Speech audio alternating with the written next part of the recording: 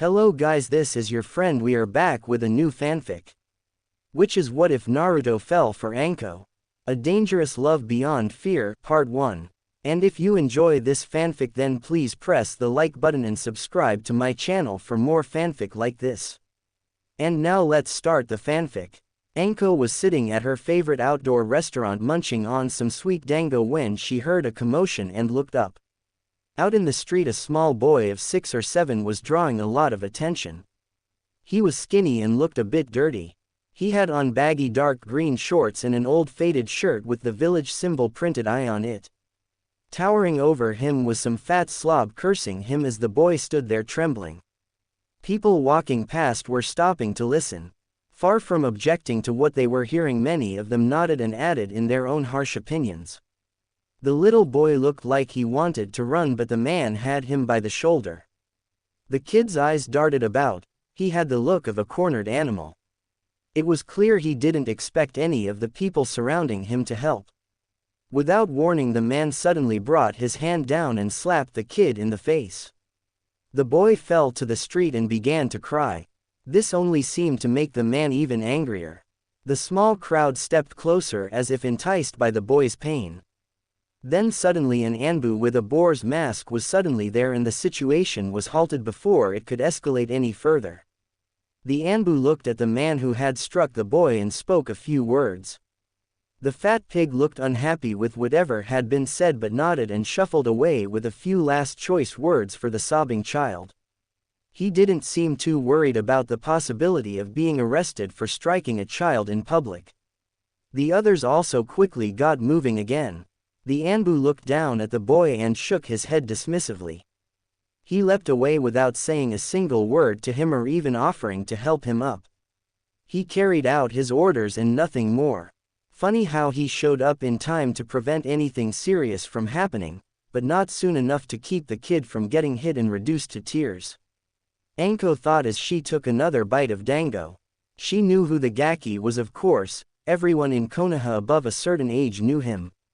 Uzumaki Naruto, the Jinchuriki who held the Kyuubi, and object of the village's collective hate and scorn. She grinned sourly at that thought. She's been in a similar position once, hated and despised by people just because of her connection to her sensei.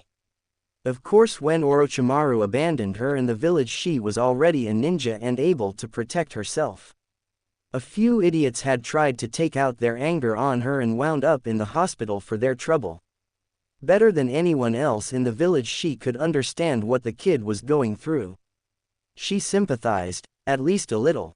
That didn't mean she was getting up out of her seat to try and help him. It wasn't her job to save every helpless soul.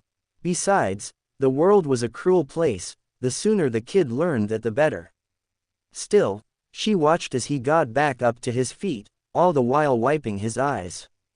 He looked about at all the people passing him. No one had any sympathy in their eyes. They were looking away, pretending he didn't exist.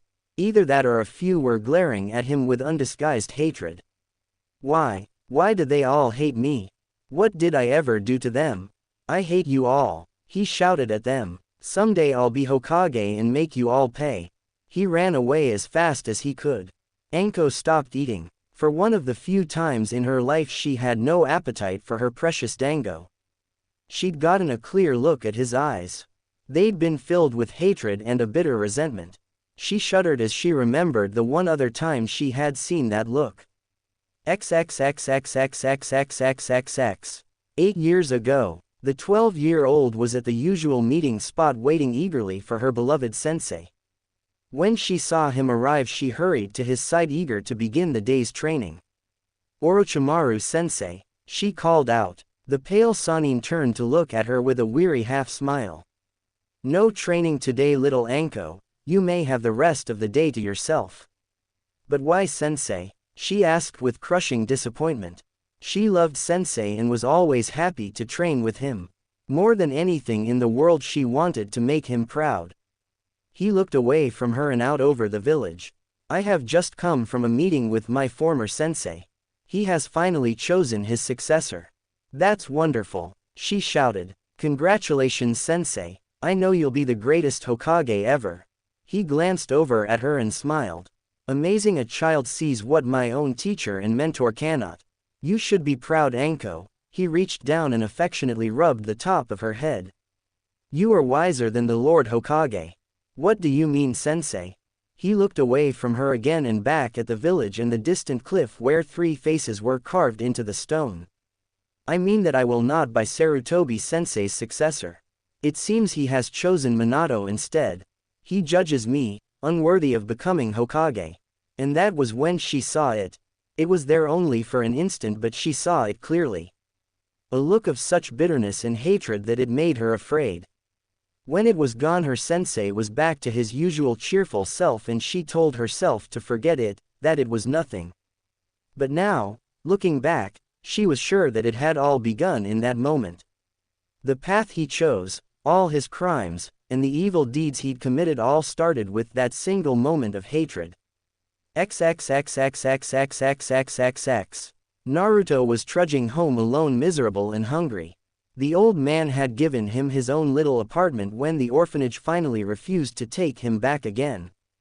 He was fine with living all alone, he didn't mind it a bit. Who needed friends? Stupid people, he muttered. I don't need anybody. I'll get strong and show them one day.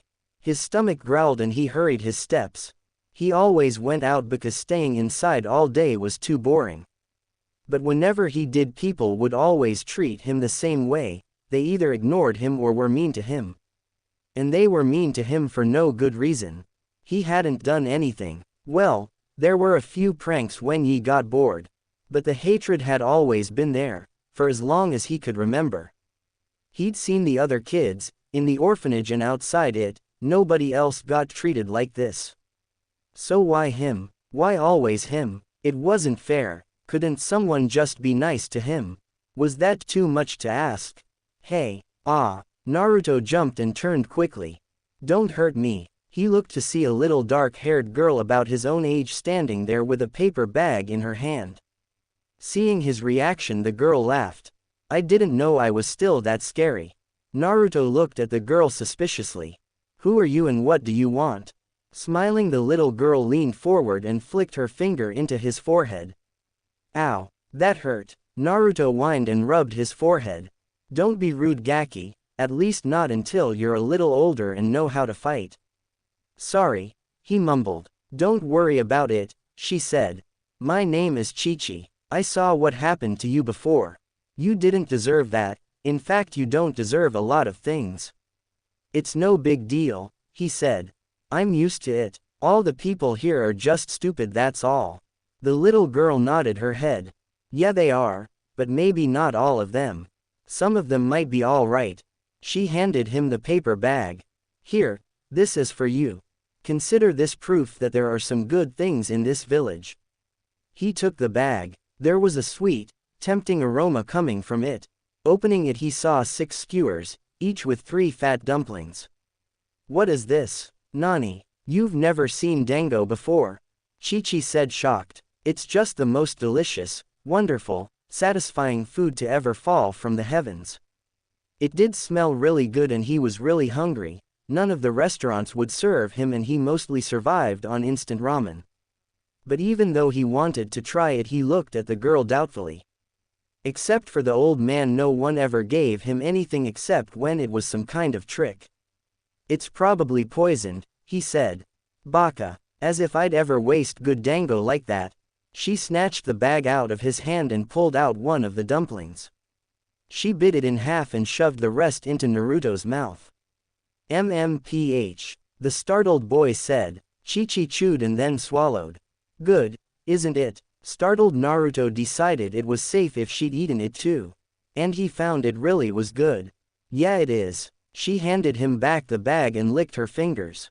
Well, enjoy it. Bye. Hey, wait, why are you being nice to me? The little girl looked back at him and grinned. I just wanted to show you that there are good people here, Naruto. Not everyone here hates you or will be cruel to you, even if it does seem that way. Please remember that and don't hate everyone. Hey, how do you know my name? Are you kidding? You're famous. I am, he asked excitedly and puffed out his chest. Yeah, you're famous for being the village's #1 Gaki. Hey, see you around Gaki. She ran off leaving a very confused Naruto. He stood there and looked at the bag in his hand. Weird, he said to himself. What a weird girl, but it was nice of her to give me this. He took out a skewer and happily began to eat. Maybe there are some decent people here after all. XXXXXXXXXX. On a nearby rooftop, Anko dropped her henge and was herself again. Hopefully no one had noticed the exchange. She treasured her scary reputation and didn't need people to start thinking she cared. She honestly wasn't sure if what she'd done had made any difference, but she hoped so. She never wanted to see that look again. She didn't mean to talk to him again after that one time. She really didn't. She was just not the sort to go out of her way to help people if it wasn't her job. She was a ninja after all, not a social worker. She was not the friendly touchy-feely sort. She was a scary bitch, even to her fellow ninja. It was a reputation she treasured and worked very hard to maintain. So she knew it was a mistake. Knew she would regret it. But for some brain-dead reason she went ahead and did it anyway. XXXXXXXXXX. It had been a month since she'd talked to the Gaki and given him her little gift. She hadn't seen him since and had pretty much put the whole incident completely out of her mind. She had just returned from a mission and was heading to one of her many favorite bars. By pure luck she just happened to be passing by the park when she saw him. He was sitting all alone on a swing. He was looking at the other children who were playing nearby. It was obvious that he wanted to join in. It was just as obvious from the glares the parents were sending him that it wouldn't be a good idea to try. So he was just sitting there. All alone. That is so not my problem. She got going whistling one of her happy little tunes. Nope, not my problem at all. It's a tough break, kid, but it's a mean old world and it's best if you get used to it. I don't care, not even a little bit. She continued walking for another couple of blocks whistling her happy tune. Then she stopped. She stood there for a moment. Damn it, she shouted, startling everyone who was walking nearby. I am such a weakling. She turned around and headed back to the park. Okay, but this is the absolute last time. XXXXXXXXXX. Hey Gaki, want a push? Naruto looked up and saw the little dark-haired girl. His face immediately broke into a wide grin. Hey Chi-Chi, I was hoping to see you again. Wow, you actually remembered my name. For a Gaki like you, that's quite an accomplishment. Hey, it wasn't hard. Except for the old man, you're the only one who has ever been nice to me. He suddenly took on a very sad expression. I was starting to wonder if you'd decided you didn't like me too. She leaned over and flicked his forehead. Ow. Don't frown so much, it'll give you wrinkles. So do you want a push or not? Yeah, she got behind him and pushed. He was soon swinging high into the air and actually laughing. Seeing someone playing with Naruto, a few of the parents sent some dirty looks directed at her. When she spotted them, she pulled down the bottom of her eyelid and stuck her tongue out. A couple of them wanted to come over and have a word but were dissuaded by the others. Most of the parents didn't seem to care as long as Naruto stayed away from their children. She'd only intended to stay there about 15 minutes. Long enough to push him on the swings for a bit and cheer him. Then it was back to the bar and an afternoon and evening of heavy drinking. But after pushing him for a while, he'd wanted to go play on the seesaw with her. Then it had been climbing on the monkey bars. Then going on the slide. Then he'd wanted to play catch. Then tag. Before she knew it, it was getting dark. That was so much fun. Naruto said with a ridiculous smile plastered all over his face. All the other kids had gone home with their parents. They were the last ones in the park. Naruto was sweaty and dirty but seemed content. He suddenly looked a bit worried. Do you think your mom and dad will be mad if they find out you played with me? I don't have any family, she told him. I'm a war orphan. Both her parents had been ninja and had died fighting grass country during the Third Great Ninja War. War orphan. Crap. That's right, I'm supposed to be 7 not 19. Ah, I mean they died when the Kyuubi attacked. Oh, he said sympathetically. My parents died that way too. In fact I was born that night. He then looked at her curiously. I never saw you in the orphanage, shouldn't you have been there too? Ah, actually I live with a friend of the family. She's a ninja. Really? That's so cool. I'm starting the academy in a few months. I'm going to be a super ninja. And then I'm going to be Hokage. Great. Be sure to give me some juicy assignments when you're Hokage then. Huh, nothing, she said with a grin. Hey, are you going to the academy too? She shook her head. No, I've already learned everything they could teach me from my, friend. Come on, you're my age, how much can you know? Chi-Chi looked around the park to make sure no one was around. I really shouldn't, but the look on his face will be too priceless. Here, just watch. She went over to the monkey bars and proceeded to walk up the side and then stand upside down. Wow, how'd you do that? She laughed. I got skills. She released the chakra to her feet and performed a somersault as she dropped to land perfectly. Hey, teach me to do that. Can't, she said. How come? He whined. 'Cause you'd have to stop being gaki first. Huh, she crossed her arms and took on a lecturing tone. I mean stop spending all your time moping and feeling sorry for yourself and start training. You say you want to be Hokage. The Hokage is the strongest ninja in the village. Naruto started laughing. What's so funny Gaki? The old man's Hokage. He's the strongest ninja in the village. Flick. Ow. Will you stop doing that? I'll stop doing that as soon as you stop being a Gaki and saying stupid things. How do you think Sarutobi got to be Hokage in the first place? Do you think they gave him the job because he was nice? I don't know, Naruto said as he rubbed his forehead. I never really thought about it. The Hokage's word is law. He has the power of life and death and every ninja obeys him without question. Do you really believe they would obey him like that if he hadn't earned his title? Old or not, he is the strongest and deserving of respect. Naruto was looking at her in a little awe after her rant. Okay. So if you really want to be Hokage, stop wasting time and start working. I can see by your muscle tone that you have no physical strength at all. Hey, I do so. Oh yeah, she held her arm straight out in front of her. Prove it, push my arm down. This wasn't a fair contest, of course. Even in her present form she still had all the physical strength of a full-grown kunoichi. But it would help make her point. Naruto grabbed her arm with his and tried to do just that. His eyes widened when he couldn't move it an inch. He grabbed with both arms and grunted with his effort but had no effect at all. After about 5 minutes he finally gave up. Like I said, no physical strength at all. So what do? I want to be strong like you. Glad to hear it, she said. You need to start exercising every single day. It's fine to play and have fun, but you have to get your work done first and then play after. By the time I was your age I could do 80 sit-ups in 2 minutes and run 3 miles in 24 minutes. He looked at her blankly.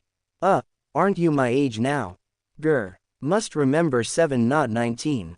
Well, yeah, that's what I mean. Listen, to start with just do the basics for now. Run, do sit-ups, push-ups, and if you can swim. Do as much as you can without wearing yourself out, and as time passes you'll be able to run faster and do more and more exercises.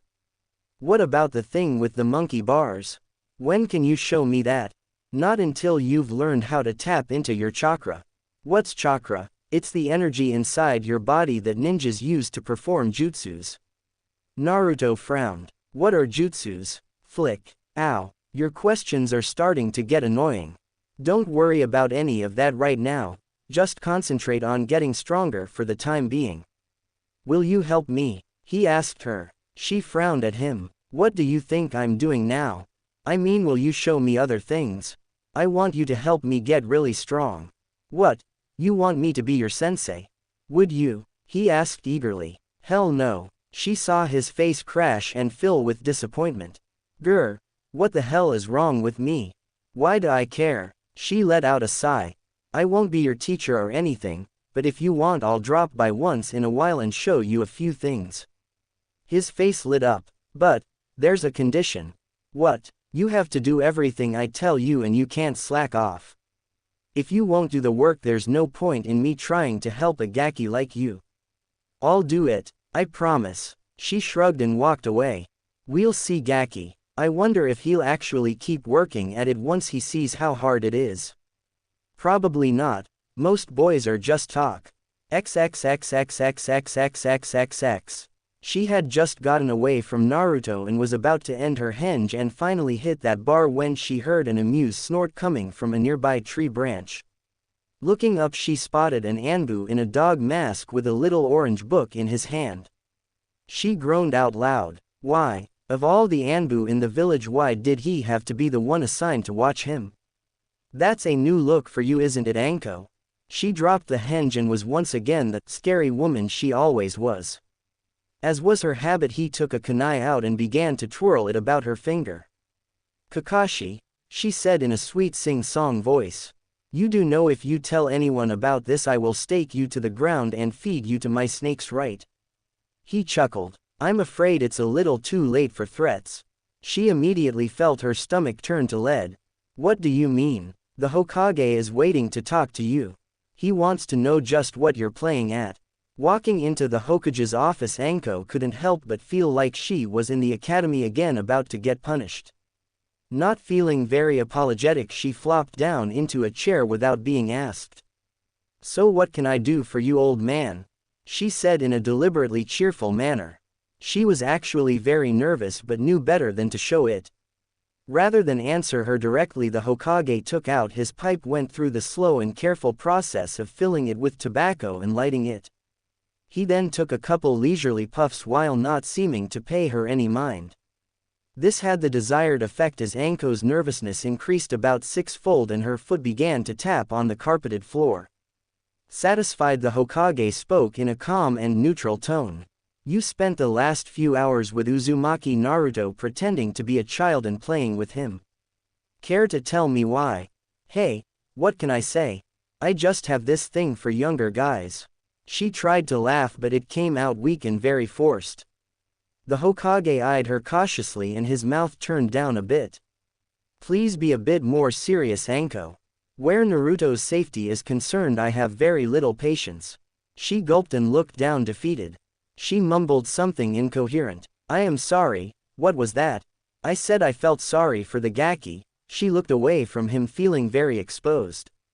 It wasn't a feeling she liked. He was sitting alone, and I felt sorry for him. I know what it's like to be the outcast. She muttered the last part. Sarutobi was watching her carefully. Please continue. That's it, she said quickly. I saw him and in a moment of lightheadedness brought on by a lack of alcohol I decided to play with him for a little bit. She popped back up to her feet. Now if that's all there's a barstool with my name on it that's waiting for me. Sit down Anko, he told her firmly. With an unhappy look she did just that. The Hokage's word is law. She'd said that to Naruto and it was true. There is obviously more to this than a momentary sense of empathy. You spent hours with the boy and went to the trouble of hanging yourself into a child his own age. Tell me everything that is going on here and tell me now. Anko wondered if Naruto had ever seen the hard unbending look the Hokage was giving her now. Probably not. I doubt he'd waste it on a kid. When Sarutobi looked at you this way it was very easy to believe that he held the power of life and death in this village. It's going to sound stupid, she said. Let me be the judge of that. Fine, she said, and so she told him about everything that happened that time a month ago. About the way Naruto had been publicly abused. How the Anbu had intervened but only after he had been struck. She told him about Naruto's shout and about the look in his eyes that had worried her enough to actually act. She told him about hanging into Chi-Chi, and giving him some dango along with a few kind words. As she told the Hokage about Naruto's treatment and his reaction to it she noted he looked disappointed but not all that surprised. Well, I thank you for making an effort with him, Sarutobi said. Very few people do. That's because they're idiots, she snapped angrily. Having to repeat the events of that day aloud had made her angry about them all over again. Only complete morons could blame a child for something he had absolutely no control over. I agree, Anko, and I can well understand how you can sympathize with him. The truth is, I do worry what he will become when he grows older. The abuse he suffers, the hatred, I truly fear what it might produce in him. The village's hate and paranoia may create the very thing they fear most. Then do something about it, she said, still angry. I do everything I can to protect him and keep him safe. But even I cannot order people to care about him. The attitude you witnessed in that one Anbu is typical of most of them, I fear. They obey my orders, but do as little as they can while following them. He shook his head sadly. There are limits to what I can do, I am not Kami. You have to do more though, she demanded. If you know what might happen to him, what he might become, you have to do anything to prevent it. No matter what, anything, he asked her curiously. A thought was occurring to him. Yeah, anything. If it keeps him from turning into another Orochimaru, any sacrifice is well worth it. You really feel that way? You would do anything to assure Naruto does not turn out like Orochimaru? Absolutely. Sarutobi slowly nodded. I am very glad to hear you say that, Anko. Very well, I accept your offer. The second he said that, alarm bells went off in her head. Wait, what offer? Your offer to do anything to prevent Naruto from becoming another Orochimaru. I think I have a way of doing that, but it will require a very severe sacrifice on your part. I am glad to know you share my commitment in protecting Naruto's future. Wait a minute, what are we talking about here? I don't mind helping out with Naruto now and again, but I have my own missions to worry about. And to her horror, the Hokage shook his head. I'm sorry, Anko, but this takes precedence over anything else. I consider keeping Naruto loyal to this village a matter of utmost importance. Therefore, for the next 4 years I'll be assigning you a highly classified S-rank mission. The next 4 years, she shrieked. What could possibly keep me tied up for that long? You'll be attending the academy again in your alter ego. You're to help him learn what it means to be a leaf ninja and to act as his bodyguard, protecting him from any harm no matter from what source. She stared at him in open horror. No, horror didn't even begin to cover this. You want me to become a Gaki again and spend the next 4 years in the academy? I know this is not what you want, but it is for the greater good of the village. And you did offer to do anything. She continued, staring at him. I guess it's true what they say, no good deed goes unpunished. XXXXXXXXXX. The next day Naruto was alone in his apartment about to have lunch when there was a knock at the door. He looked at the door nervously. Unexpected guests were not usually a good thing. He grabbed a broom and called out. Who is it? It's Chi-Chi, open up. Chi-Chi. He tossed the broom and ran to unlock his door. When he threw the door open, he saw the little girl standing there in a plain white t-shirt and baggy beige shorts. He noticed that she was very pale and didn't look good. She looked like she was in pain. Hey, are you all MMPH? His excited question was cut off by her hand planted over his mouth. Her head was throbbing and felt like it would split in two. The result of the long-delayed but desperately needed trip to the bar. Gaki, I swear to Kami, if you yell like that again I'll rip out your tongue and use it as a scrub brush. Got me? Fearfully Naruto nodded and she released her grip on his mouth. I just wanted to know if you were okay. You look really sick. Gee, thanks, she said and stepped into his apartment. It's fine, I've survived worse. I just poisoned myself last night. You poisoned yourself? He shouted at the top of his lungs. Flinching in sudden pain, she rounded on him and somehow produced a kunai which she pressed over his lips this time instead of her hand. Gaki, she said dangerously. Are you wanting me to rip that tongue of yours out? He carefully shook his head just a little. Then don't yell again. She made the kunai disappear. Looking around, she saw his living conditions. She almost puked. There was garbage and dirty clothes everywhere. On the floor, the old sofa, the small table, everywhere. There was literally nowhere on the floor you could stand and touch carpet. From near the door she could look into the small kitchenette. The table was covered in empty instant ramen cups and dirty plates. The sink was full of water that was black. The trash can wasn't just overflowing, it was half buried. This place is disgusting. She looked at him. How can you live like this? He shrugged. I'm used to it. No one ever comes to see me, so it doesn't matter. Well, it matters now. I won't come back here until this place is fit for human habitation. She grabbed his arm and pulled him out of the pigsty of an apartment. Naruto was amazed at how strong her grip was. Come on, I'll treat you to lunch. Then we'll come back here and I'll help you dig through the garbage. How'd you find out where I lived? Oh, that was easy, she said. I just went up to a total stranger and asked him where the world's biggest gaki was. He had the directions. That's not funny, Naruto muttered petulantly. Then stop being a gaki. Naruto frowned. Are we going to the park today? No, I came here to plan your workout schedule. I want you in something like decent shape when we go to the academy. He gasped and looked at her excitedly. Are you going to the academy? Yeah, I sure am. Naruto couldn't help but notice she didn't seem very excited. Aren't you happy? We get to learn how to be ninja. Oh, don't be so eager, she told him sourly. It wasn't that much fun the first time. Huh, never mind, we'll talk about things over some dango. I don't think they'll let me eat with you, he said worriedly. He didn't care about himself, he was used to it.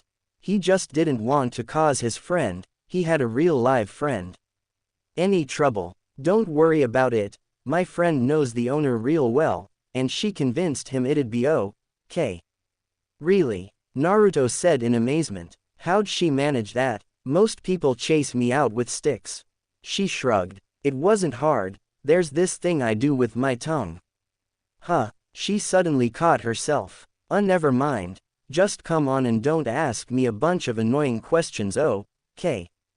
He nodded. She was really weird, but as long as they were friends he didn't mind.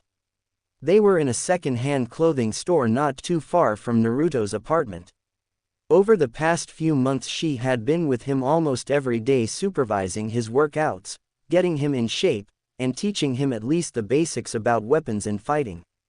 Technically she wasn't supposed to do that, the academy instructors would be going over basics for the first semester. But she didn't see any reason to wait. The kids from clans would already be well versed in their family fighting styles and she didn't want Naruto falling behind anyone. Besides, who could possibly teach him better how to kick someone's? The sooner he learned how to protect himself the better. Along with training him she had also been carrying out her primary responsibility as bodyguard. There were a large number of idiots sitting in jail now thanks to her. She always found it funny as hell when some tough guy tried to threaten Naruto only to have his handed to him by an apparent 7-year-old girl. And unlike before, these idiots went to jail for assault or for threatening physical harm to a child. Had people howled over that. They thought it terrible that good upstanding citizens were being sent to prison for months or a year or more just for laying hands on or threatening the demon brat. But Sarutobi had shown zero compromise on the issue. And since he had written accounts from one of his own chunin, there was no real legal ground for anyone to stand on. He was after all simply doing what he would do if any other child were treated that way. People were slowly getting the message that it was no longer open season on Naruto and that not every ninja would look the other way. People still glared at him or ignored him on the street, but fewer of them were now coming right out and threatening him or trying to hurt him. There were still plenty of other problems though. Thanks so much again for buying me those weapons. They're so cool, and they were new. I never get anything new. Don't worry about it, Gaki, she told him. You don't have to keep thanking me. Since they were beginning the academy next week, she had gone ahead and got him a set of kunai and shuriken. Nothing special, standard weapons made of cast iron. It was equipment every student at the academy was expected to have. She picked it up for him without giving it much thought. It had only cost 12,000 ryu. Since she was on a long-term S-rank mission, she was being paid very well and hadn't even noticed the cost. When she had given it to him, he had cried out with joy. Except for the Hokage, it was the first time anyone had ever given him a gift. Seeing such joy from something so common had actually made her sad. What a hard life it had to have been if such a small kindness meant so much. As they were looking over bins of used clothing, the store owner came up to Naruto, a fake smile planted on his face. "Hey kid, I got a special offer today. I'll sell this to you for half price." "Wow, really? That's awesome. I never get things cheap." She knew how true that was. Only a handful of stores would allow him to enter. These always second-hand or bargain places. He was effectively barred from all the quality shops in Konoha. The first time she had gone shopping with him, she had been stunned to see the clerk not even bother to ring up his items. Instead, he had looked them over and arbitrarily come up with a figure that was at least 3 or 4 times what the things were worth. Naruto had forked over his money without complaint. Apparently this was how all the shops dealt with him and he was used to it. Anko suddenly understood why he was living in such poverty despite getting a pretty generous stipend from the village. The very next day the store had its business license revoked and was shut down. Memos were sent out to all stores reminding them that price gouging and unrecorded sales were illegal in the village. Naruto's name did not appear anywhere in the memo, but the shop owners got the message. In Konoha, businesses had the right to refuse service to whoever they liked, so most places remained off limits to him. But where he was allowed in, he was charged the same prices as everyone else. For the very first time, Naruto found himself with money left over every month and his kitchen full of things other than instant ramen. It was now mostly filled with the ingredients for dango. But if he shop owners couldn't openly rob him many more, they had other tricks. "Hey Chi-Chi, isn't it great? And it's half price." She took one look at that cami awful color and sniffed. "It's orange." "Yeah, isn't it great?" "Well, that depends. Do you want to be a living target?" "I've got an even better idea, Gaki. Let's take all the clothes you have now and we can paint big bright bull's eyes on them." Seeing Chi-Chi's reaction killed his enthusiasm. She was so totally awesome. She was so strong and smart, and he had seen her actually beat people up. She was not only his friend but his role model. He wanted to be strong and tough like her. "No thanks," he told the store owner. He looked regretfully at the jumpsuit. "It's too bad though, I like orange." XXXXXXXXXXX. They were in the park, both dressed in sweats. Since they were, technically, both civilians, the training grounds were all off limits to them. So this was where they came to work out and practice. They did sit-ups, push-ups, chin-ups, and worked on basic taijutsu. She wanted to show him how to use kunai and shuriken properly, but throwing weapons around in a place with civilians was a definite no. Then, as they always did, they wrapped up with a 3-mile run around the park. She smiled over at him. "Same as always, Gaki. If you can beat me, I'll give you anything you ask for." He stared back fiercely. "Today I will definitely win." She suddenly looked straight up, began to stare very intently. "What are you doing?" Naruto asked. "Oh, nothing," she said sweetly. "Just checking to see if the sky was falling." "Grr, come on." He took off running and she leisurely went after him. Having to run against a 7-year-old barely felt like a jog to her. Since it was so boring, she had decided to come up with a way to motivate Naruto and entertain herself. She had told him that if he could beat her in one of these runs, she would give him anything he wanted so long as it was physically possible for her to. This of course had given Naruto tons of extra motivation to beat her and run as fast as he possibly could. It gave her endless amusement watching his hopes rise only to be dashed at the very end each time. As always, she stayed near him through the run. Sometimes at his side, sometimes a little ahead, and sometimes a little behind, but always close. As they rounded the lat curve in the trail, he saw the gate that was their starting and finishing point about 150 yards away. Ting, Red, he heard Chi-Chi pant from behind. I can do this. I can definitely win this time.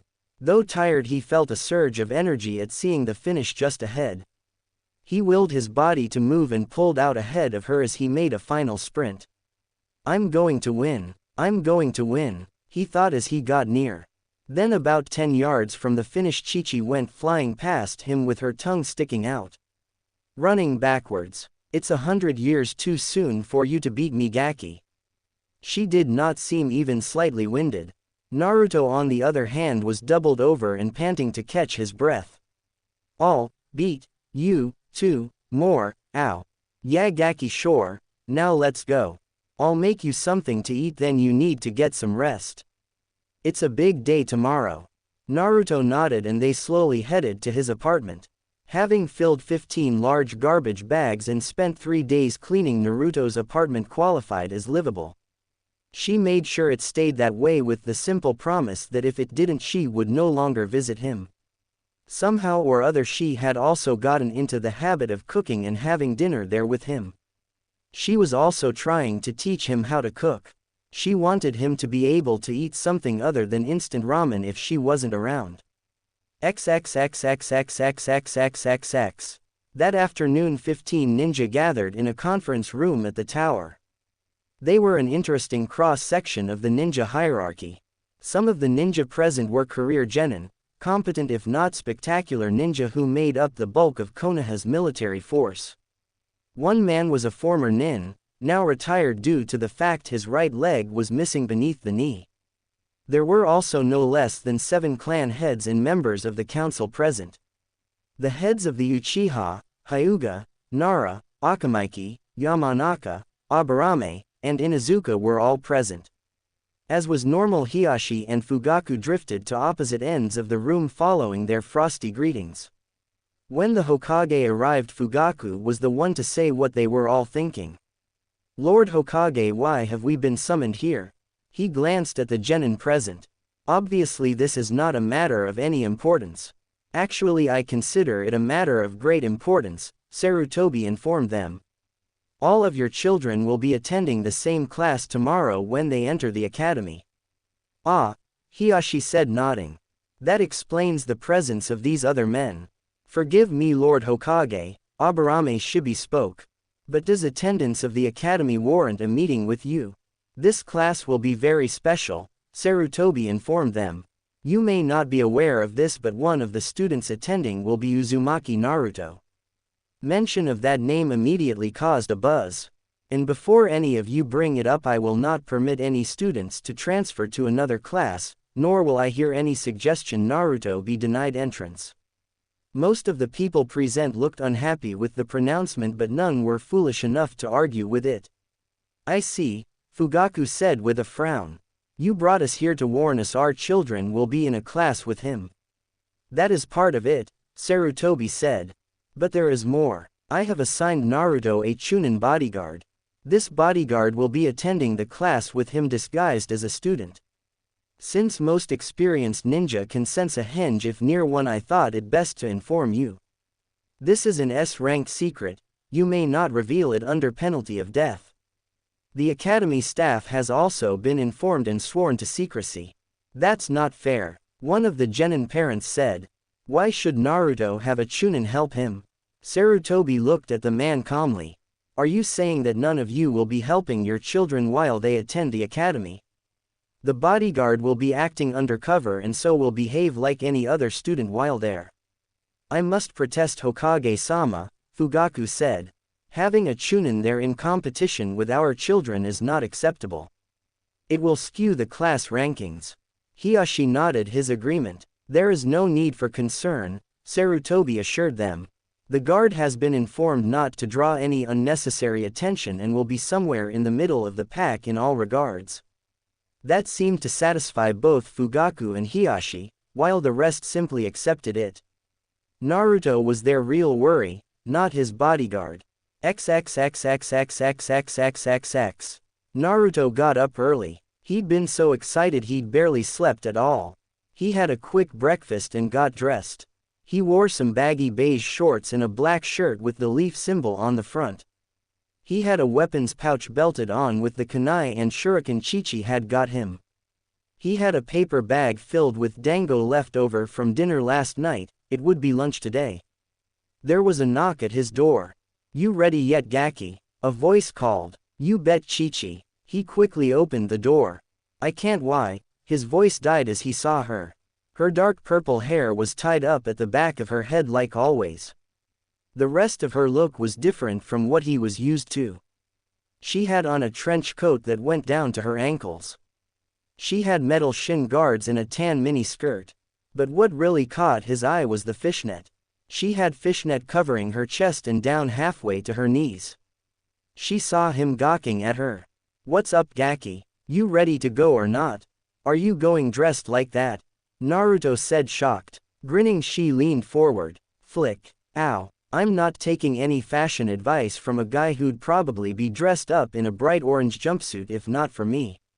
Now let's go." As he usually did, he followed after her. Inuzuka Ayako was walking with an excited step. Her little brown puppy Himaru was riding expertly at her shoulder. Through their shared bond she could sense his excitement too. She looked back at her cousin who was dragging his feet.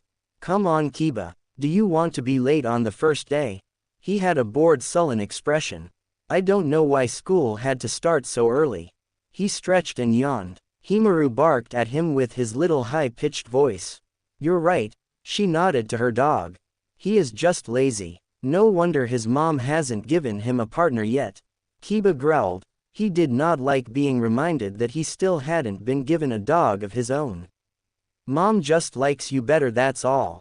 Ayako grinned at him. "Well, since she's my aunt and your mother that doesn't say anything good about you, then does it?" "Grr. Why you?" He began to chase her, so she started to run away laughing. "Well, at least I managed to get him to hurry up." XXXXXXXXXX. Out in the courtyard all the students had begun to gather. The doors were still shut, so the kids had no choice but to wait. The returning students greeted each other and naturally formed groups according to their class. The fourth years were easy to tell apart. They were the loudest and seemed the most relaxed. After 3 years they saw themselves as practically ninja already and kings of the schoolyard. The incoming first years were also easy to tell apart.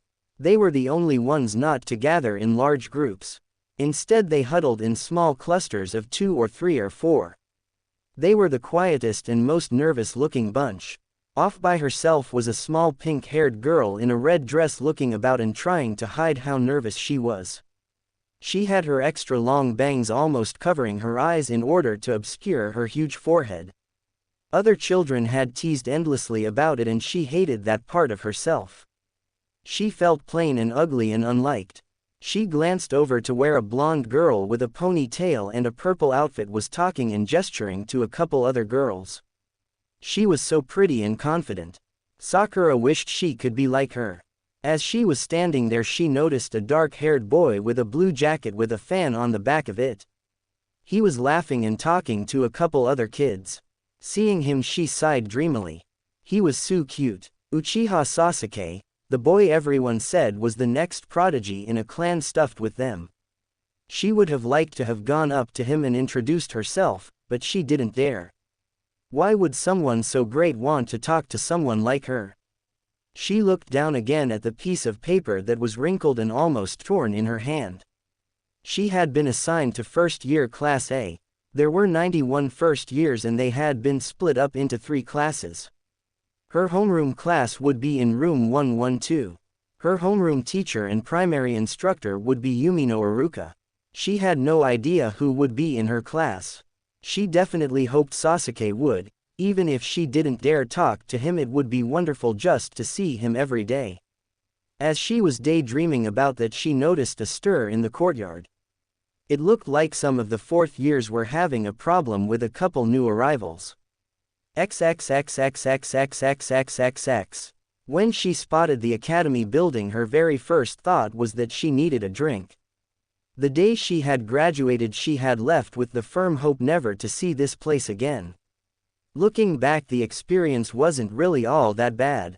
She's always had an abundance of energy and loads of natural ability. She'd been the top girl in her class all the way through, which had been what had drawn her to the attention of Orochimaru. She's had some fun and made a few friends, but having been an orphan she had needed to take care of herself and had been driven to succeed. She'd wanted to be the best and so had less time to play.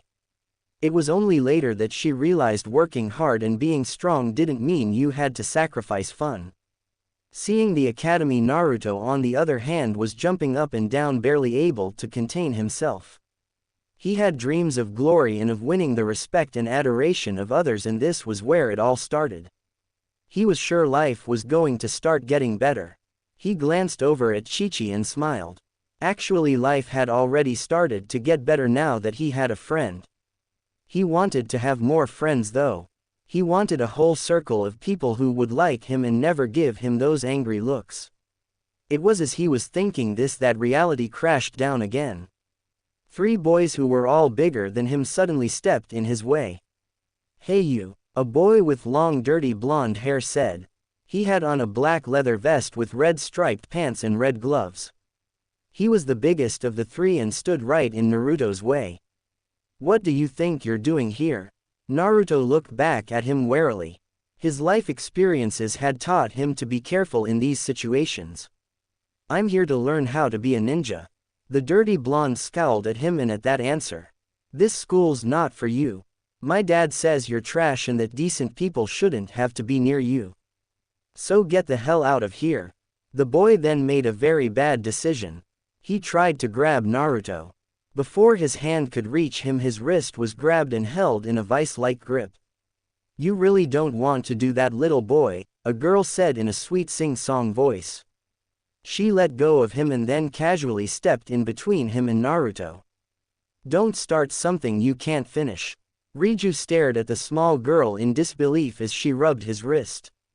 "Who the hell do you think you are?" he demanded. All around kids quieted down and turned their eyes to the scene playing out in front of them. The girl in the weird outfit flashed him a huge smile so wide it forced her to shut her eyes. "The name's Chi-Chi, remember it? I'm Naruto's friend and the only one allowed to hit him. Oh, and I'm also the one who will knock you on your and send you crying home to mama if you don't back off." She smirked at the way his mouth dropped open.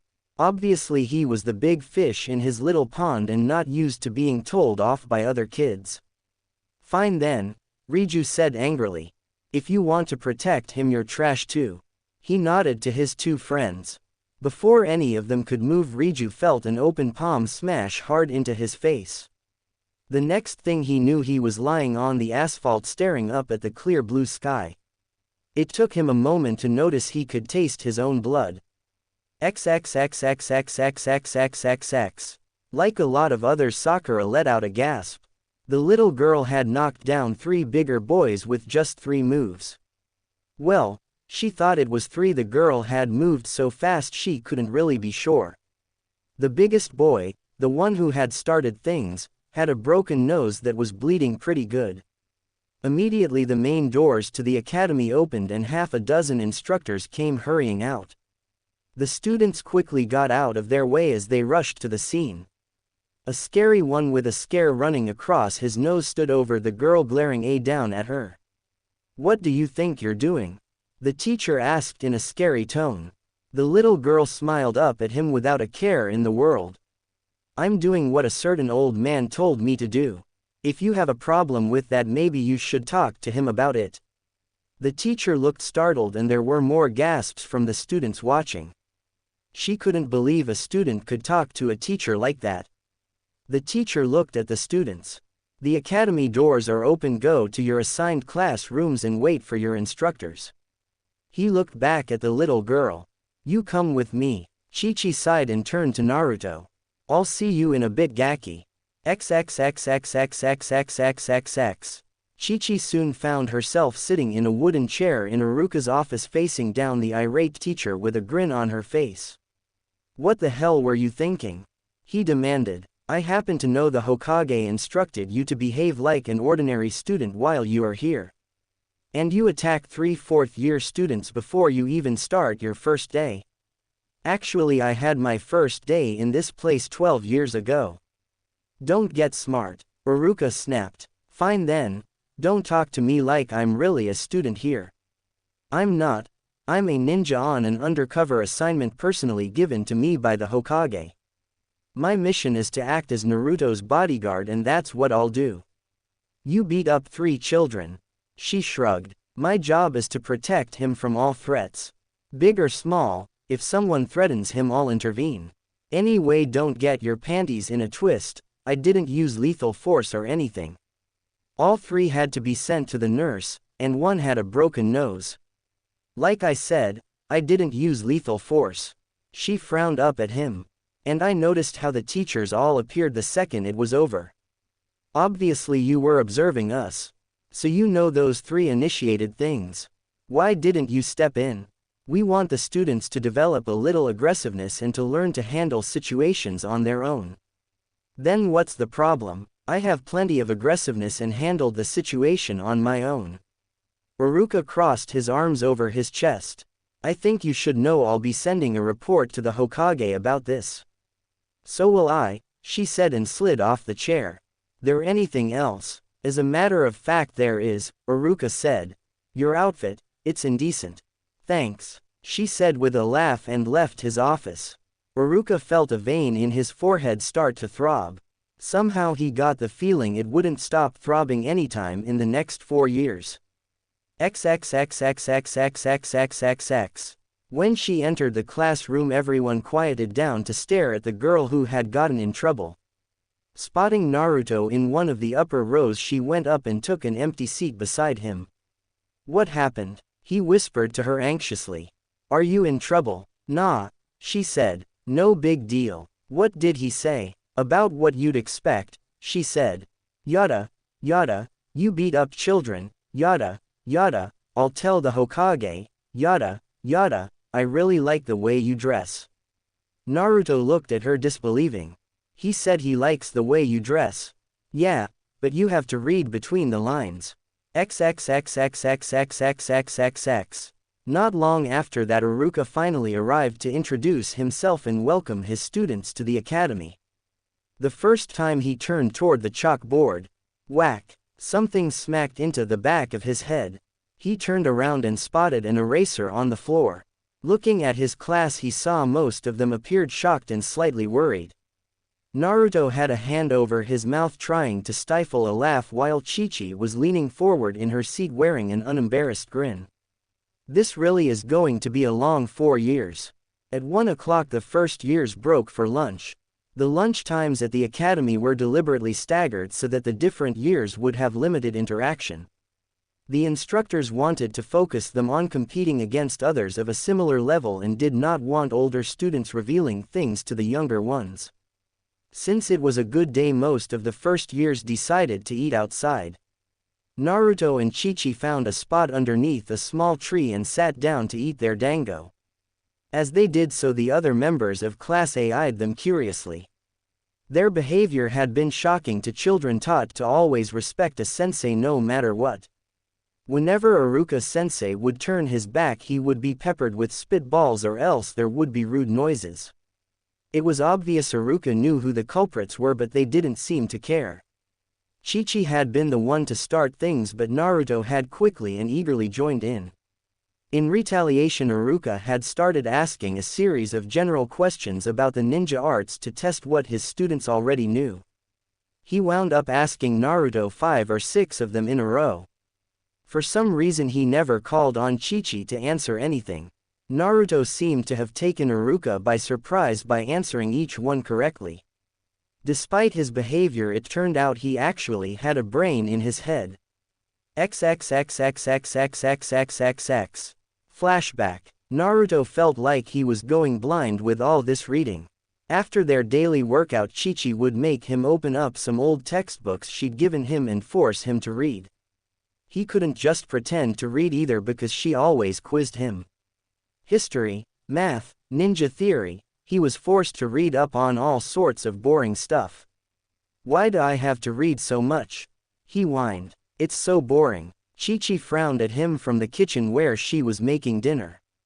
You want to be a gaki all your life. It's not enough for a ninja to be strong and have lots of jutsus. A ninja's best weapon is right here. She tapped the side of her head. He looked unhappy. Why can't I just be super strong? You want to be Hokage, right, Gaki? He nodded. Well, a Hokage has to be intelligent as well as strong. The third Hokage was nicknamed the Professor, because he was able to master every jutsu that originated in the village without the help of a bloodline like the Sharingan.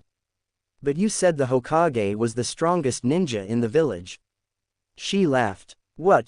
You think being a dummy is a strength? Only a Gaki would think that way. In a real fight, it's not just strength that matters. Knowing when and how to best use your jutsus counts for a lot too. I've seen plenty of strong ninja taken out with traps or well thought out ambushes. Believe me, an enemy with a lot of brains is a whole lot scarier than one with nothing but a lot of raw power. And if you have both, very scary. She remembered her sensei and shivered a bit. Chi-Chi. Yeah, Gaki. When do you ever see ninja taken out with traps and ambushes? Grr. Damn it, I gotta stop doing that. I mean, that's what my friend says and she would know. Nodding his head, Naruto turned back to the textbook. Nothing could make him enjoy studying, but if this was what he had to do to become Hokage, then he would. XXXXXXXXXX. Given Naruto's intelligence and Chi-Chi's fighting ability, the two of them were quite hard to figure out. The students were left to form their own opinions. Sasuke found their antics kind of dumb. He was here on a mission. He was going to be the #1 student and impress his father. He was a bit interested in Chi-Chi though. She seemed strong and might make an unusual opponent. Ino thought they were both annoying, especially the looking girl. Ino was intent on being queen bee and didn't need some idiot trying to grab attention all the time. Sakura kind of admired the way they simply didn't care what anyone else thought. But she didn't dare associate with them. If she was seen with two delinquents, it would make her even more of an outcast. Hinata was horrified by their rude behavior in class. Though she did think it was sweet that they were so close. Shikamaru found the situation troublesome and decided to take a nap. Shino found their actions pointless and illogical and decided the best course of action was to ignore them as much as possible. Choji was way too busy eating to give anything else a thought. As for the Inuzuka in their class, hey, can I join you? Naruto looked up to see one of the girls from his class. She was cute and had honey-colored eyes and long auburn hair that went down past her shoulder. She had red triangular marks on her cheeks that looked a little like fangs. Her pupils were slitted and when she smiled he could see her small fangs. She had on a light brown shirt and dark green camouflage pants that looked well worn. Perched on her shoulder was a small brown puppy that was wagging his tail. Naruto nodded eagerly. She was the first person in class to say anything more than hi to him. Sure. The girl glanced at Chi-Chi, who had a mouth full of dango. She just nodded with a slight shrug. Thanks. The girl immediately knelt down and took out her bento. My name is Inuzuka Ayako. And this, she playfully rubbed her puppy's head, is Homaru. The dog gave a single high-pitched bark in greeting. I'm Uzumaki Naruto and this is my best friend Amai Chi-Chi. Pleased to meet you, Ayako said. I thought it was pretty funny all the trouble you were giving sensei. Well, you have to do something to pass the time, Chi-Chi said. Aren't you worried about him getting mad at you? Ayako asked. Nah, I think it would be pretty funny to tell the truth. Naruto was looking excitedly at the little dog. You can play with him if you like, Ayako said. Really? Naruto eagerly put the dog in his lap and began rubbing his tummy. Homaru shamelessly rolled over to encourage this. As Naruto was engrossed with play, Chi-Chi noticed the looks coming from some of their classmates. She leaned in and talked to the other girl in a low voice Naruto wouldn't be able to hear. You know, hanging out with us might not make you popular with some of the others. Ayako grinned and answered back just as quietly. So what? I like you too. Chi-Chi instantly grinned back, deciding she liked this girl. Hey, what are you two talking about? Nothing, Chi-Chi said innocently. I was just telling her about how you chew your toenails. Ew. Ayako made a disgusted face. I do not. Naruto shrieked. Despite some second thoughts, Ayako decided to stay and have lunch with them. This was how Naruto made his first friend at the academy. XXXXXXXXXX. Following lunch they went out to the practice field where another teacher took over. Academy instruction was a mix of the scholastic and the athletic. While they would learn in the classroom, they would also exercise and work on the physical skills required of a ninja. Mizuki began by giving everyone a test to see how quickly they could run a quarter mile, how many pull-ups they could do, and how many sit-ups they could do in 2 minutes. Chi-Chi observed how the students were doing and then did just enough to put herself in the middle of the pack with regard to the pull-ups and sit-ups. For the run, Mizuki had all the students so at once so they could race each other. The academy believed very strongly in competition and in rankings. Chi-Chi fell in beside Naruto and made sure to come in just behind him. The result of all their training over the past few months now became evident as Naruto came in second, losing out only to Uchiha Sasuke. This drew a lot of comment from the students as Sasuke was already well known to most of them. Sasuke himself went over to Naruto and congratulated him on doing so well. For his part, Mizuki-sensei did not look pleased to have to rank Naruto second in the class. Following the opening workout, he then had each student demonstrate what they knew of fighting techniques. He then stepped in to correct any flaws he spotted. When Naruto's turn came up, he gave him a friendly look. "All right, Naruto, show me what you can do. Attack me and feel free to use in punches or kicks you like. I'll only defend, so don't hold back." "Hi, Mizuki-sensei." Mizuki saw him bring his body into a much too rigid fighting stance and then launched a series of punches and kicks where his wild body seemed to follow after each strike. It was a bizarre fighting style, one Mizuki had never witnessed before, but it seemed fairly effective. After a couple minutes he halted the exercise. "Naruto, where did you learn that odd style?" "Chi-Chi taught it to me," he answered. Mizuki glanced at the little girl. "I see. Well done, Naruto. Chi-Chi, come with me please." He led the girl a short distance away to speak privately. Mizuki of course knew she was the Chunin the Hokage had assigned as Naruto's bodyguard. He did not, however, know her identity. As soon as they were in private, he leaned down and spoke to her in a harsh whisper. "What are you thinking teaching him an advanced fighting style?" Chi-Chi crossed her arms and stared up at him. "What's the problem? All the clans teach their children special fighting styles. The Hyuga even have one completely unique to them. That's different. They're members of clans, so of course they have special training. But there's no reason for Naruto to receive any. If you have to train him, don't show anything above the most basic forms." "Why?" she asked sweetly. "So the little Gaki can be average. There's no reason why he shouldn't be one of the best here. Once you drill through that thick skull of his, he's actually got some real potential." "No one cares about his potential," Mizuki said harshly. "Our job is just to keep an eye on him and make sure he doesn't become a threat." Chi-Chi slowly smiled at him. "Well, thanks for letting me know how you really feel." She turned around and headed back to the students, abruptly ending their conversation. Frowning, Mizuki followed her back. XXXXXXXXXX. The next day, a very unhappy Iruka informed the class that Mizuki would no longer be teaching them. The Hokage had unexpectedly reassigned him. Her cousin was waiting for her as she filed out of class. "See you tomorrow," Ayako said with a wave. "See you, Ayako-chan," Naruto said. "Later," Chi-Chi replied. Kiba nodded to the two kids she greeted. "You make some friends." "Yeah," Ayako said enthusiastically. "Naruto and Chi-Chi are both really fun. And I'm not sure, but I think they may have some pets." Kiba looked at her interestedly. Animals always interested him. "Why do you say that?" "Well, Naruto smells like fox and she smells like snake." "Foxes and snakes, huh?" Kiba grinned. "You're right, that does sound cool." XXXXXXXXXXX. "Hey Chi-Chi," Naruto spoke as they were walking back to his apartment. "What, Gaki? Why were you holding back so much?" he asked. "You always beat me running, but you let me win today. How come?" "Crap. Hadn't thought about that. I am so not cut out for undercover work. Well, I don't really care about being number one. She patted him on the shoulder. You go and try and get the top spot. He frowned at her. I don't want you to let me win. I want to be the best because I've earned it. Uzumaki Naruto Hokage and Ninja Legend. She smiled at him. Flick. Ow. Don't get full of yourself, Gaki, especially not after just one day.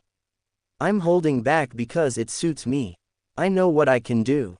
I don't crave approval from others. She looked at him pointedly. Unlike some people I know. He turned a little red. Anyway, even without me ahead of you, aren't you still only number 2?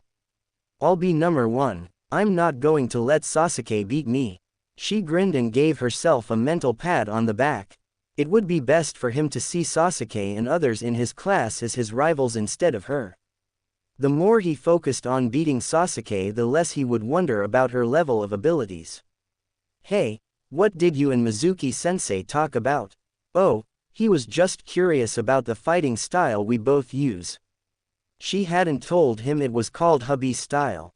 That name was dangerous since it was no secret who the inventor of that fighting style was. Anything that touched her old sensei was dangerous.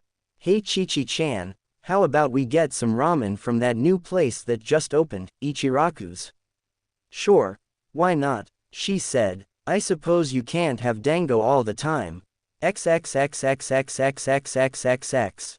During the first week, Chi-Chi actually got to experience something brand new. She had attended the academy back when the Third Great Ninja War was raging and the village needed every ninja to be a competent and able soldier. Since then the curriculum had become more diversified. She got to see just how diversified when she and the other girls were separated out and given a lesson away from the boys. She was forced to sit there as a woman detailed the vital ninja skill of flower arranging. Kill me now, kill me now, kill me now, she thought over and over again. Now, it's very important to know the proper flower combinations for different seasons and special events. For example, excuse me sensei. Chi-Chi shot her hand up. It was either say something or run away screaming. The old woman who was teaching the class nodded to her. Yes, what is it? I was just wondering something sensei. She said, why the hell are we learning this?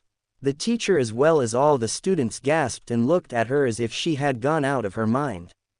And she wasn't done. What the hell has flower arranging got to do with being a ninja? You think we're going to distract an enemy in the field with a pretty bouquet or something? The woman stared at her incredulously.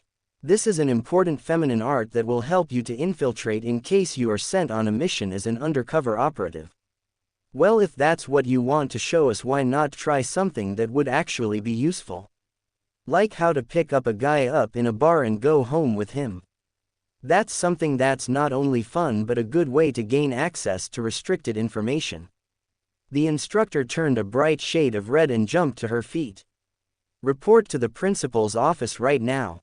Oh, thanked Cammy. Happy to. She got going and so missed seeing Ino come to Sakura's rescue. XXXXXXXXXXX. Anko, the real Anko, was sitting in the Hokage's office just as her other self had been sitting in the principal's office not so long ago. Anko, just what are you doing? Sarutobi asked. What? She said defensively. I was making a fair point. Teaching future Kunoichi about flower arranging is idiotic. And what point are you making when you mock Iruka and your other instructors? She gave him a huge smile. That's just fun. The Hokage looked irritated. I believe my instructions were for you to blend into the class and maintain a low profile. How is this behavior doing that? And from what I hear, Naruto is following your example. What's wrong with that? She asked. After all the crap he's had to endure, why shouldn't he get to have a little fun? The Hokage shook his head. I think you are losing sight of your mission. No, I haven't, she said sharply. I protect Naruto, and thanks to all my efforts the little Gaki's life is actually starting to become bearable. I'm also helping him to be a decent ninja, more than decent to be honest. But if you don't let me have a little bit of fun, I'm going to lose my mind. Do you have any idea what it's like being treated as a child all day? You have to let me cut loose just a little or I won't be able to stand it. Sarutobi looked at the woman following her little tirade. She had never been a deep cover agent. Her psychological profile was such that it had always been ruled out. This assignment had to be very difficult for her, and she had accomplished a great deal. Very well, Anko, you may go, but no more outbursts about the curriculum. I can't promise, she muttered. Next week we're studying how to knit. XXXXXXXXXXX. At the end of the opening week the academy had its first spars. The students were permitted to face each other in one-on-one taijutsu matches. This was considered the best way to hone fighting skills and help build aggressiveness. All students were eventually matched up against each other.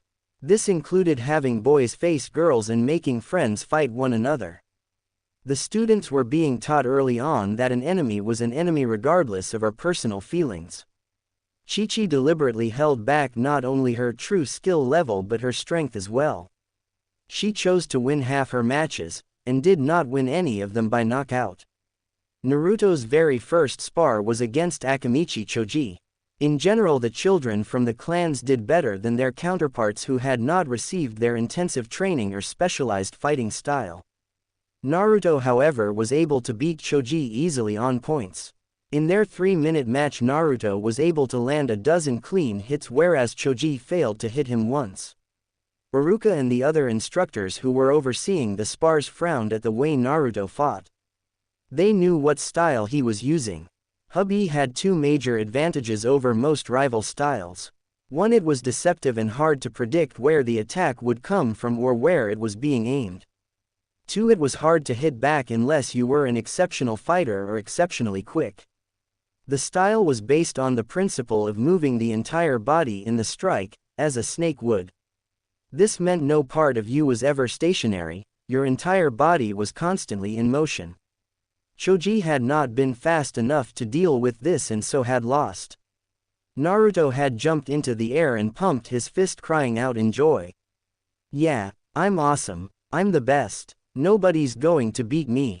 Chi-Chi had been sorely tempted to go over to him and force-feed him some humble pie in order to bring him back to reality. It was fine to be confident and Cammy knew she didn't object to a little gloating over a victory. But getting was always a bad idea.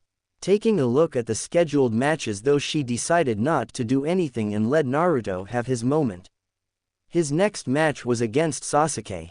The moment Iruka told them to begin, Naruto rushed in with a huge smile on his face. He'd begun his match with Choji with a strike to the middle of his chest and was repeating that maneuver here. Sasuke, however, had paid attention to that match and appeared to recognize the move.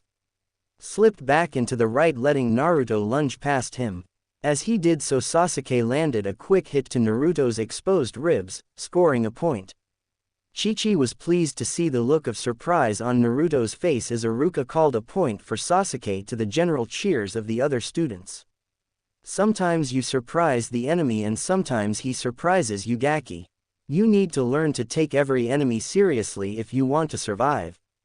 To Naruto's credit, he did not lose his composure. Training with Chi-Chi had taught him not to give up when things didn't go your way. He went after Sasuke again, a little more cautiously this time. Their match was quite interesting. Sasuke seemed to recognize he would have a hard time attacking Naruto with the style he was using. Instead, he remained on the defensive, letting Naruto come to him and scoring on counters. Naruto did manage to hit him a couple times with open hand strikes. But when the 3 minutes were up, Sasuke had won 4 points to 2. When the match ended, Sasuke came up to him and extended his hand.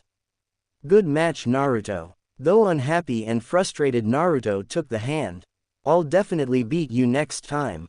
Sasuke grinned. You're welcome to try. Chi-Chi came up to him after that. Looks like you're going to have to work a lot harder if you want to be the best. That Sasuke looks pretty tough. And just as she'd hoped, Naruto wound up looking furious. I'll work harder. I'll definitely never lose to Sasuke ever again. XXXXXXXXXX. During that day's lunch, Naruto, Chi-Chi, and Ayako were sitting together when someone came up to them. Mind if I eat with you? Sasuke asked. And so the four of them began eating together. XXXXXXXXXX. Chi-Chi-chan, Ayako said excitedly one day on the following week. Look what my mom bought for me. The Inuzuka produced a tiny figure about 2 inches tall and held it out in her hand. Chi-Chi looked closely. It was a plastic doll of a little girl with shiny blue eyes and long blonde hair wearing a flowing pink gown and a silver crown on her head. It's a doll, she said unimpressed. Ayako gasped. It's not just a doll. This is Haruka Haim, pink gown version. I have 18 different ones in my collection, so I'm only missing 7. Anko looked at the girl questioningly. Sue, this is a special doll or something?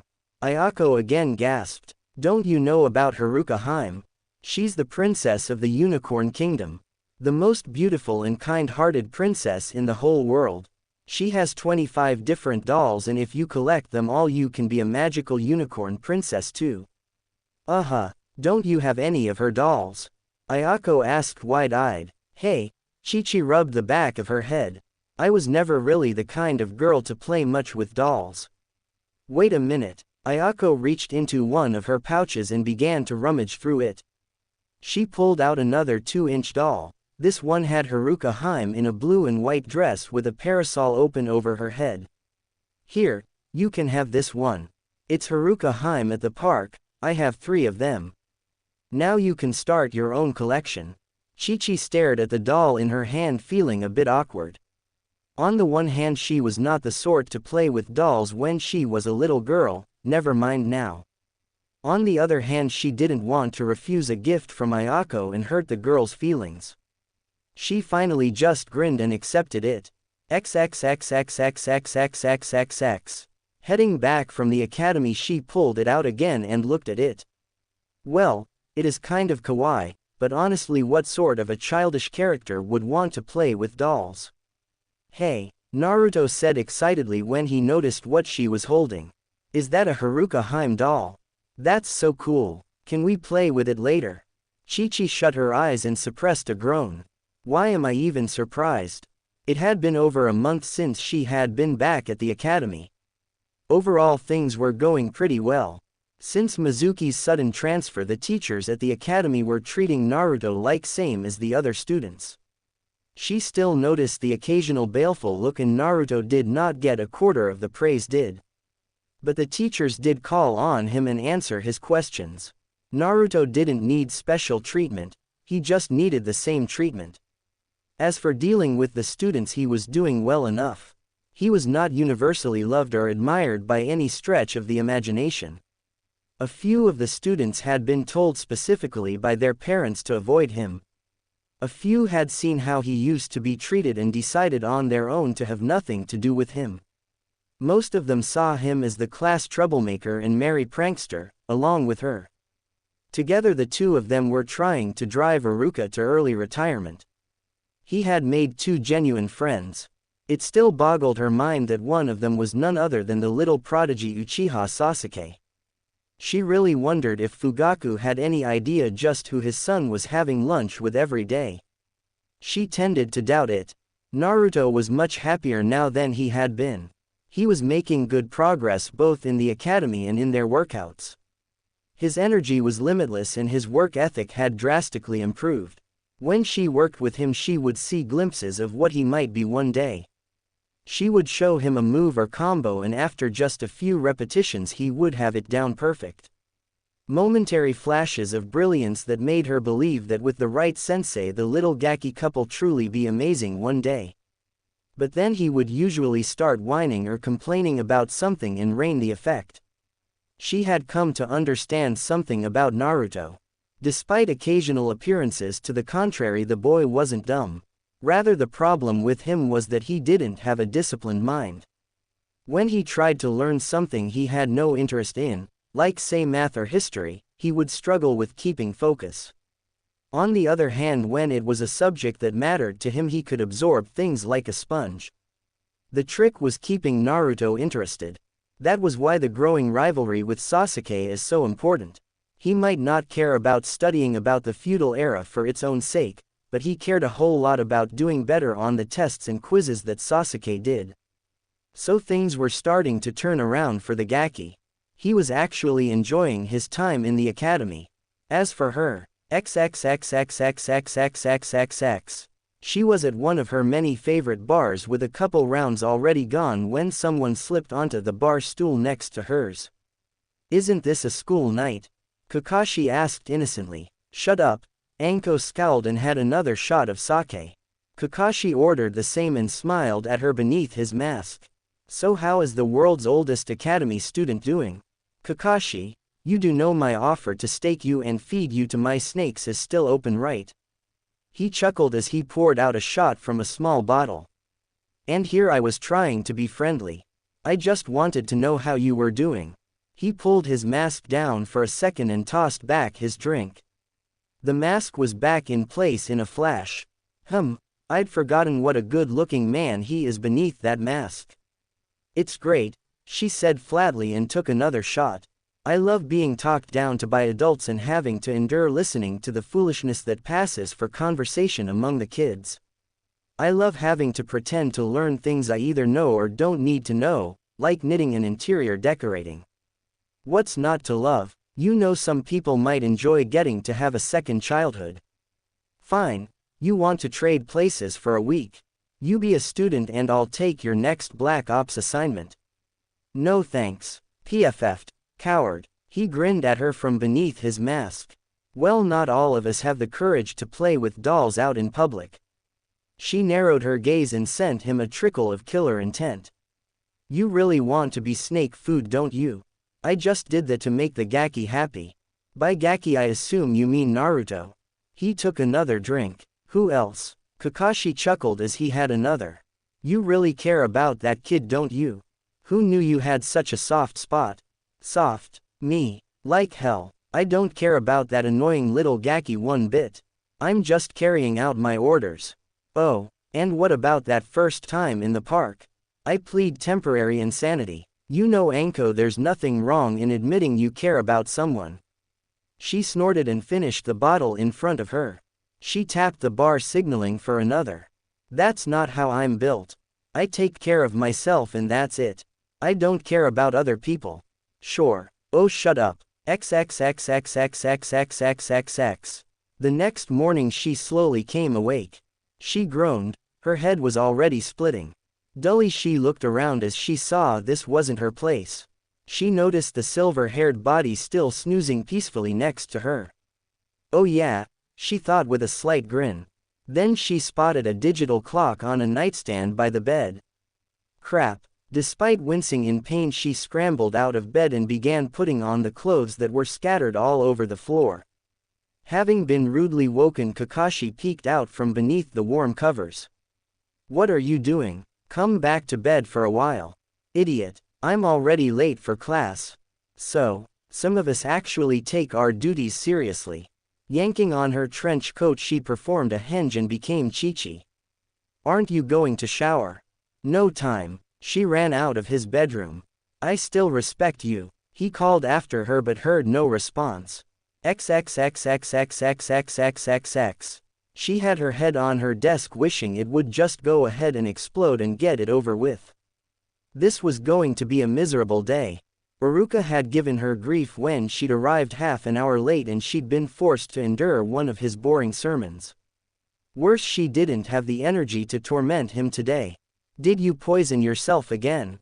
Naruto had asked sympathetically. "Yeah," she muttered. Ayako crinkled her nose. "You didn't have a shower today, did you? And why do you have someone else's scent all over you?" Through the pain she grinned mischievously. "I was playing with someone last night." This of course made Naruto pout. "If you wanted to play with someone last night, why didn't you want to play with me?" She looked at him and chuckled dryly. "'Cause if I played with you I'd be arrested." "Huh, nothing, Gaki." She shut her eyes and tried to survive the day. XXXXXXXXXX. "Can I talk to you for a minute?" Ayako asked as they were about to take their food to their usual spot beneath the tree.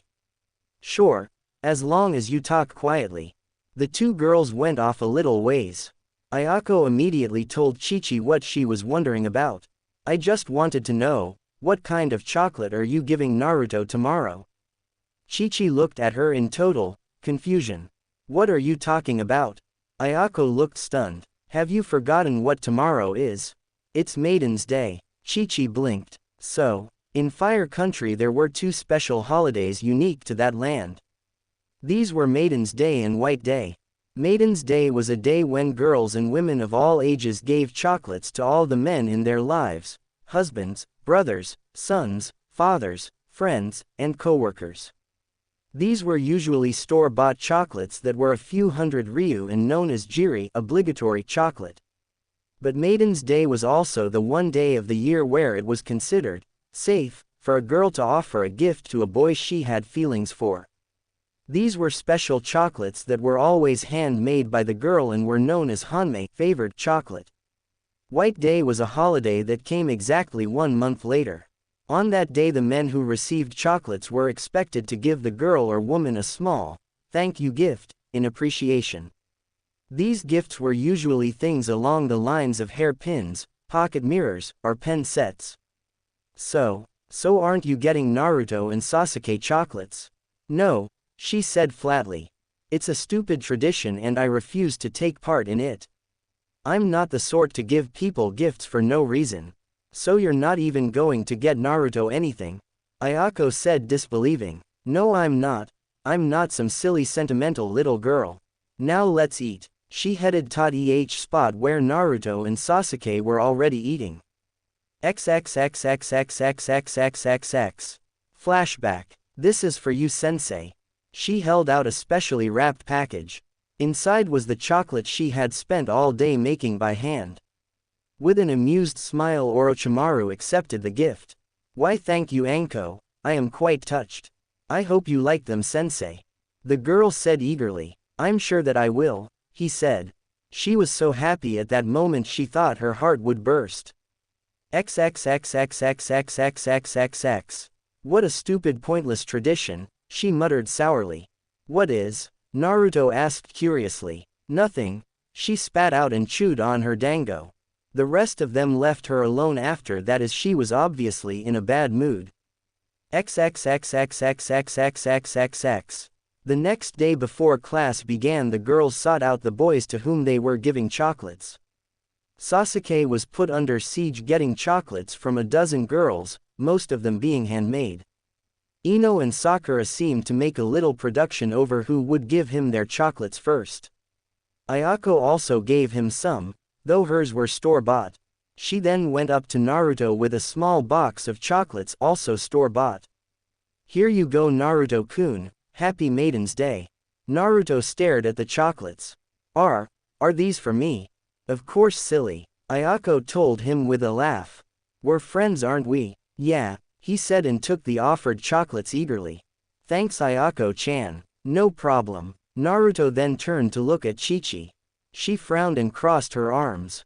I got nothing. Okay. She saw his eager smile fade away. I'm not the kind of girl who gives chocolates. You got a problem with that Gaki? No, it's fine, Chi-Chi-chan. He sat down next to her and did not bring it up again. Ayako sat down on the other side of her and also did not say anything, though the way she was frowning made her opinion obvious. The rest of the school day passed quietly. XXXXXXXXXX. Following class the two of them were heading back to Naruto's apartment in a strained silence. It doesn't mean anything, you know, Chi-Chi suddenly said. Huh, what doesn't? The chocolates, she clarified. Everyone acts like they're some huge deal but they're not. They're just candy. It's stupid to think that just because you give some to someone that it means anything special. I guess you're right, he said cautiously. But I still think it was really nice of Ayako-chan to give me some. Even if it doesn't mean anything, it really made me happy.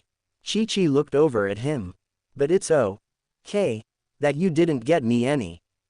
Naruto told her. You're my best friend and I'm happy just getting to hang out with you. If you don't want to get me chocolates, I don't mind.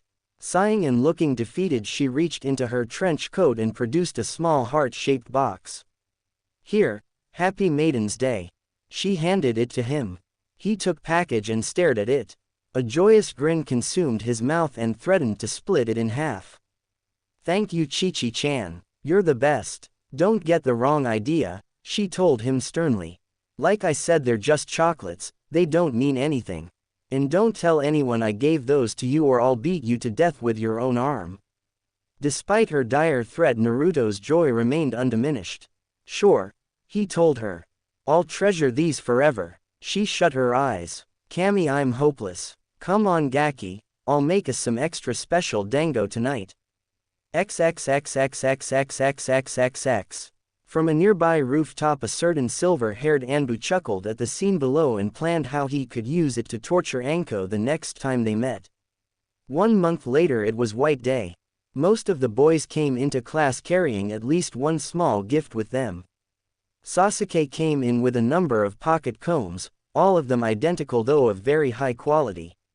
Each girl, except Ayako, was thrilled at receiving a gift from Sasuke-kun. When he arrived in class, Naruto went up to Ayako and gave her a small pocket mirror, for which she duly thanked him. He then nervously went up to Chi-Chi and took out a little box that was gift-wrapped and had a red bow on it. Ha! Happy White Day, Chi-Chi-chan. She took the gift from him and managed a smile. You know, you really didn't have to get me anything, Gaki.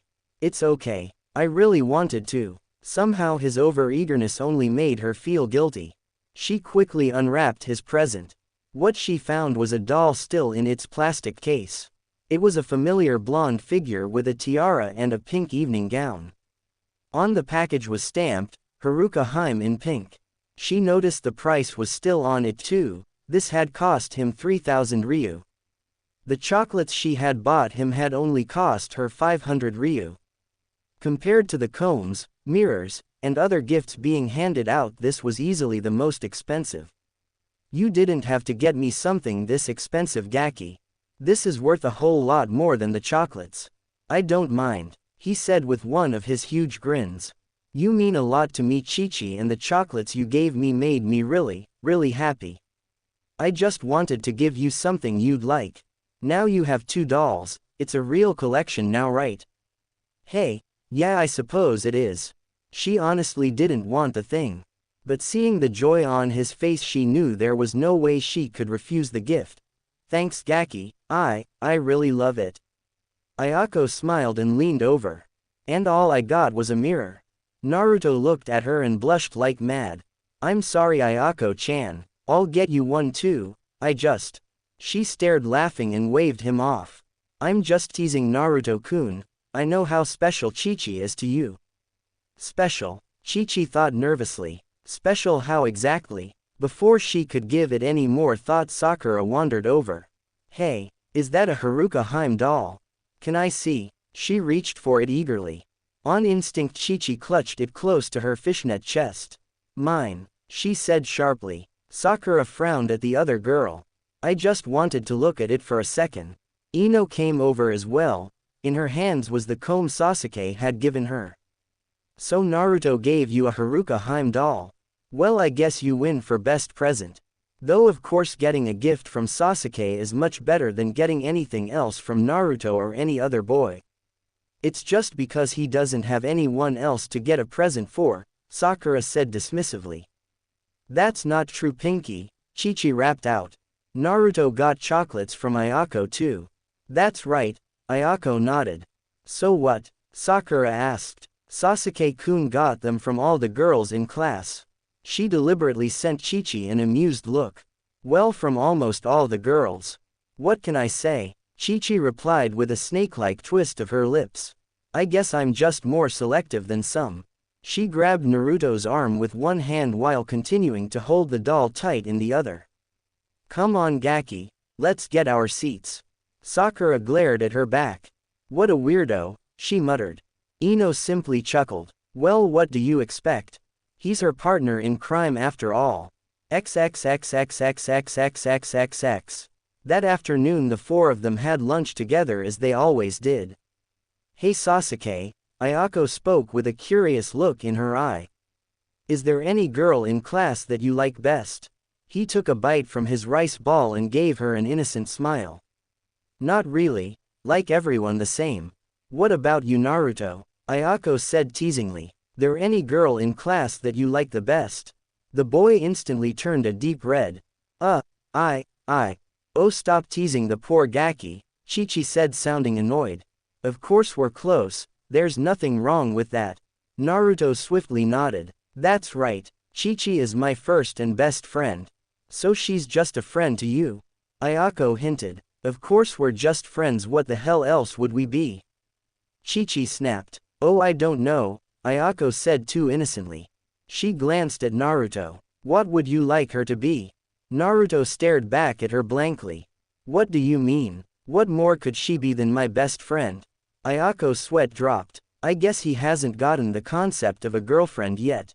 She sighed. Oh well, I guess I'll have to wait to get these two lovebirds together. XXXXXXXXXX. That night she went home after having dinner with Naruto again. She placed her new doll on a table next to the one Ayako had originally given her. She grimaced when she thought about what Kakashi would say if he saw this. The one-eyed perv had been teasing her incessantly about giving the Gaki chocolate. No matter how many times she told him it meant nothing, Kakashi continued to bring it up. I really ought to feed him to my snakes, she muttered. She picked up the second doll, the one Naruto had given her, and looked closely at it. It certainly was kawaii, and expensive for a White Day gift.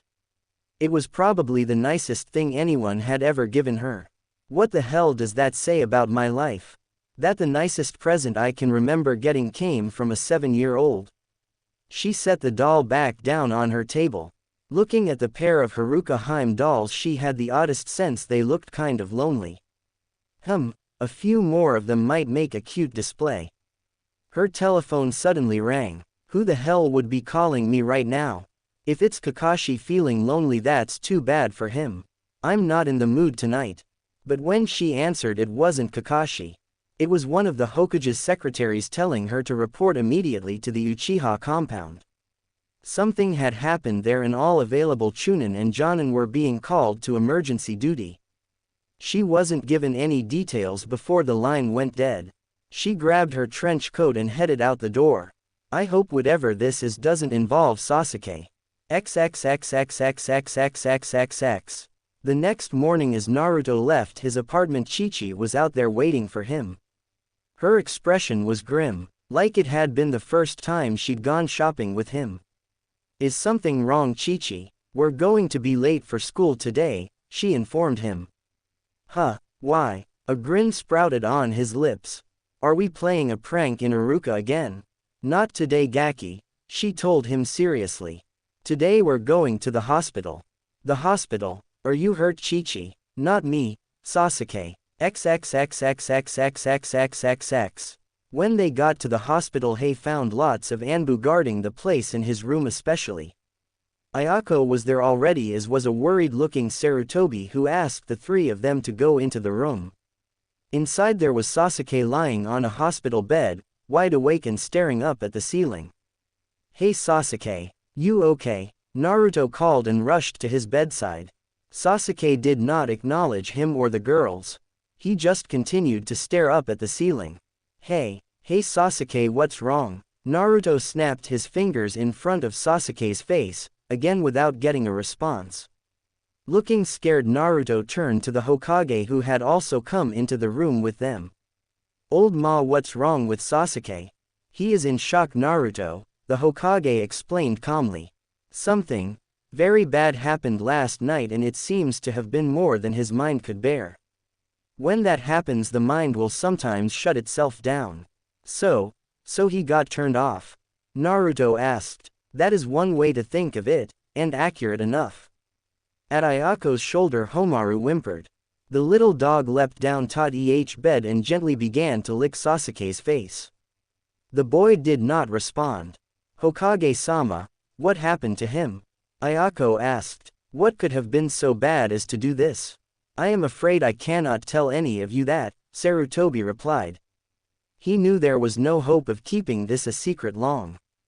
But he would keep the Uchiha massacre hidden for as long as possible. He also meant to try and keep the other children from finding out. That would be a small mercy for the boy. Looking at the comatose boy, Sarutobi couldn't help but feel guilt. He had been the one to sign the order after all. His advisors had convinced him, but he had been the one to make the final decision. The responsibility rested with him. Sasuke should not have been alive. The order had been for Itachi to kill everyone in the compound. The ninja and the civilian, the elderly and the children, the guilty and the innocent, all the Uchiha except for Itachi had been marked for death. Sasuke was only alive because his brother had chosen to defy his orders and become a missing nin. Don't worry too much about him, the Hokage said with a kindly smile. He should recover within a week or two. I had just hoped that seeing his friends might help him. Is there anything I can do for him? Naruto asked hopefully. Sarutobi slowly shook his head. No, not right now. But when he eventually returns to school, he will need all of you and your support. Continue to be his friends, that is the best way you can help him. The three of them all nodded. Get to school now, and please tell anyone who asks that he has a fever and will be in the hospital for a week or two. As they walked from the hospital toward Academy, they were all consumed in a heartfelt silence. Even Chi-Chi. I never thought much of the Uchiha, just considered them a bunch of elitist bastards. But damn it, they didn't deserve that. She sympathized with Sasuke. When her sensei had abandoned her, she had been left in a similar state. Even after all these years, there were gaps in her memory. Things she sensed were there, important things that were always just beyond her reach, even with the help of a Yamanaka. She hoped Sasuke didn't have to endure the sort of things she had. XXXXXXXXXX. 2 weeks later, Sasuke returned to class. People in the village now knew about the massacre, but the children had been deliberately shielded. They were simply told Sasuke had suffered from a severe and highly contagious flu and was now fully recovered. The girls in class had been going out of their mind because they had not been allowed to visit him. They'd had to settle for sending him flowers. So when he finally came trudging back, the girls had assembled to greet him. Ino and Sakura were at the head of them and called out their greetings, only to have him slouch past without even acknowledging their words. Hey Sasuke, it's great to see you. How are you feeling? Naruto spoke with one of his huge smiles. Sasuke stopped and eyed him and his happy smile. He bumped him as he walked past to take a seat all the way in the back. Huh, what was that? Naruto asked, feeling a little angry. Hey Sasuke, I'm your friend, aren't you even going to say hi to me? Already seated Sasuke paid him no mind at all. Chi-Chi saw this and frowned. She knew what he was doing. He was trying to cut himself off from the rest of the world. She'd done the same damn thing when she'd first recovered from her own trauma. Hopefully he would eventually learn he needed to be at least a little social with people. She took a hold of Naruto's arm. Leave him alone for now, Naruto. He'll need some time to sort things out. But, trust me, she said. He's going to have to decide for himself if he wants to talk and be friends. Naruto took on a hurt and defeated look. But I miss my friend. Chi-Chi nodded. That seemed all she could do for now. I know, she told him. That day Sasuke did not eat lunch with them despite several invitations to do so. He preferred to be alone. XXXXXXXXXX. A couple weeks later, the first semester was winding down and the long hot summer was approaching. Sasuke had not changed. He remained a loner who deliberately isolated himself from his fellow students. For most of the girls, the disappearance of his smile and the lack of any sort of warmth did nothing to discourage them. They saw his constant silence as evidence of a deep soul. If anything, his refusal to acknowledge any of them only spurred them on even more to win his approval. On the other hand, it had caused Naruto's rivalry to sharpen and become more intense. Naruto did not understand the reason for why Sasuke was behaving the way he did. To him, the constant disregard and silence reminded him of how many of the adults still treated him. Coming from someone he'd counted as one of his very few friends, this hurt and made him even more determined to show Sasuke up. XXXXXXXXXX. It was Friday, the final day of the spring semester. The class standings had already been determined. The top student was Uchiha Sasuke, a close second was Uzumaki Naruto. Chi-Chi had come in right in the middle of the pack at 15th. Though the standings were set, they were having their regular sparring sessions. In one of the last matches, the top two students of the class faced one another. Naruto took up the unusual starting position for hubby style, standing upright with his body appearing to be much too stiff. "I'm going to beat you this time, Sasuke," Naruto promised. Those words brought out just the tiniest of smirks. Sasuke had won every single spar, including all the ones against Naruto. "Like that'll ever happen, second best." "Don't call me that," Naruto shouted. "I'm going to be Hokage someday, so don't treat me like I don't matter." "You don't matter, Naruto," Sasuke said coldly. "If you want my respect, earn it." As Chi-Chi watched, she saw a look in Sasuke's eyes that scared her. "Begin," Iruka signaled. As always, Naruto rushed forward, aggressive and determined to land the first hit. Too predictable, Sasuke thought. He slid to the right, avoiding Naruto's opening lunge and tapping him on the shoulder. "Point for Sasuke," Iruka chimed.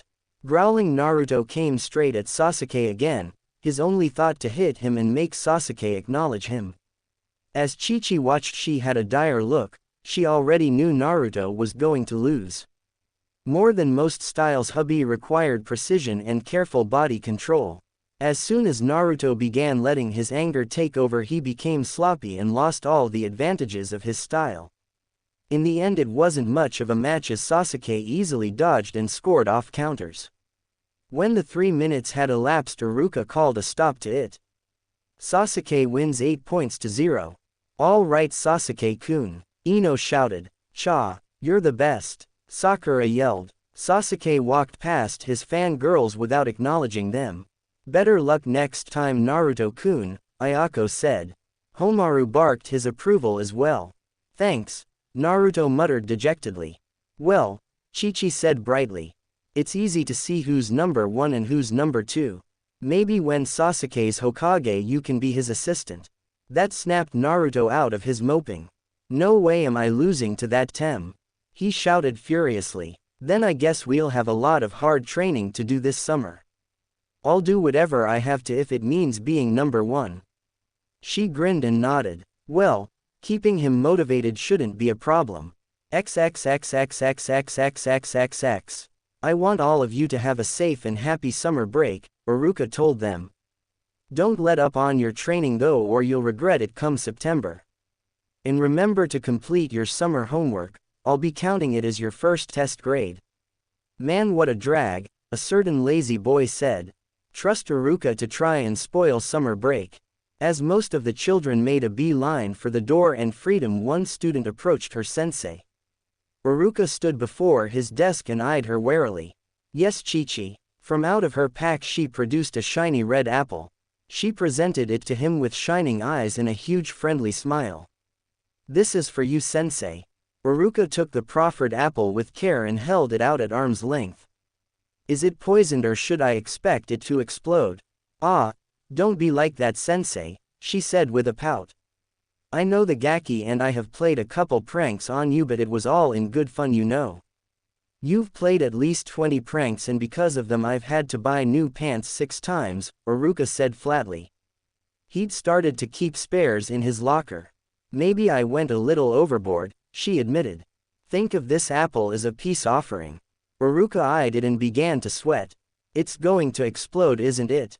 "Iruka-sensei, I give you my word that there's nothing wrong with that apple," she said with a merry wave and headed for the door. "Have a good summer, sensei." As soon as she was gone from sight, Iruka expertly tossed the apple into a wastebasket on the other end of the room. When it did not explode, he sighed with relief. He sank back into his seat and relaxed as he gathered up his things. 3 months without those two harassing me, thanked Kami. As Iruka stood, the wooden chair came up with him. As soon as he saw it, he groaned. XXXXXXXXXXX. From a classroom window, Chi-Chi and Naruto giggled. Naruto still had the jar of glue in his hands. Poor Iruka, Chi-Chi said sympathetically. I guess that's 7 pairs of pants we ruined. Naruto laughed. Doing pranks with Chi-Chi always put him in a good mood. Well, be sure to get a good night's sleep, Gaki. We start training tomorrow at 6 sharp. I'll meet you in the park. Hey, you're leaving. Aren't we going to eat together? Not today, Gaki. There's something I need to take care of. She took off before he could start to whine. XXXXXXXXXX. Sasuke had managed to lose his fangirls and was almost back to his apartment. He couldn't stand to live in the Uchiha compound anymore, so had gotten himself a luxury apartment in the best section of the village. Since he was the last Uchiha, his murderous brother did not count. He had access to the Uchiha fortune, so money was not an issue. As he was approaching home, he cut through an alley that was a shortcut. He was surprised to spot a certain figure in her familiar fishnet and trench coat at the opposite end of the alley. What do you want? He asked gruffly. I'm not interested in seeing a stupid movie or getting something to eat. Relax, Sasuke, Chi-Chi said. I'm not one of your fangirls and I'm not here to ask you on a date. Then what do you want? I want you to fight me, she said pleasantly. He stopped and gawked at her. You're kidding, right? Like all the rest of his class, he'd beaten her in every spar. After the way she'd taken down those 3 older kids on their first day, he'd thought she was amazing. Now though, he'd put that to freakish luck, or more likely the 3 boys had held back for some reason. She was just an average fighter and an average kunoichi. She did use that same weird fighting style, but wasn't nearly as good at it as Naruto. No, I'm not kidding. She entered the strange opening stance of her fighting style. If you want to go past me, you have to fight. Is this because of what I did to your boyfriend? Okay, first off, Naruto is in no way anything more than a friend to me. Second, I have no problem with you beating him in that spar. You were better, you deserved to win. So what's the point to this? The point is you, Sasuke, she told him. I saw something in you that I don't like and I'm going to change it. I think you need to be humbled. I think you've got too many people telling you exactly what you want to hear. I think you need to be reminded that you're nothing special. She saw him stiffen and a look of disbelief crossed his face. Oh, you don't like hearing that, do you? Don't like being reminded you're just one student ninja in a village full of real ones. I'm an Uchiha, of course I'm special.